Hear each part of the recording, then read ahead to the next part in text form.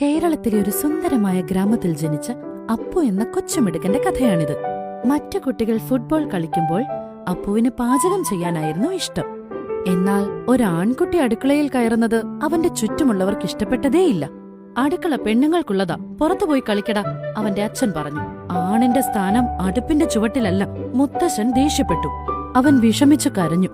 എന്നാൽ അവന്റെ അമ്മ അവനെ സമാധാനിപ്പിച്ചുകൊണ്ട് പറഞ്ഞു, മോനെ, അടുക്കള വിശാലമായ ഹൃദയമുള്ളവരുടേതാണ്.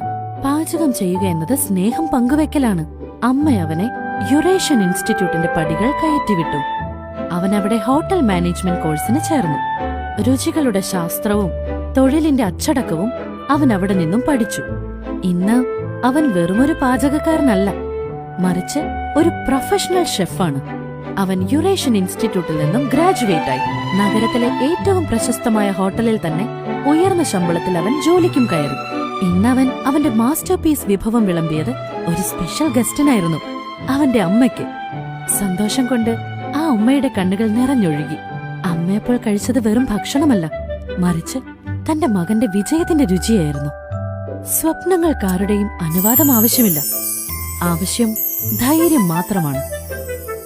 Eurasian institute of management. സ്വപ്നങ്ങൾ ജീവിതമായി മാറുന്നിടം.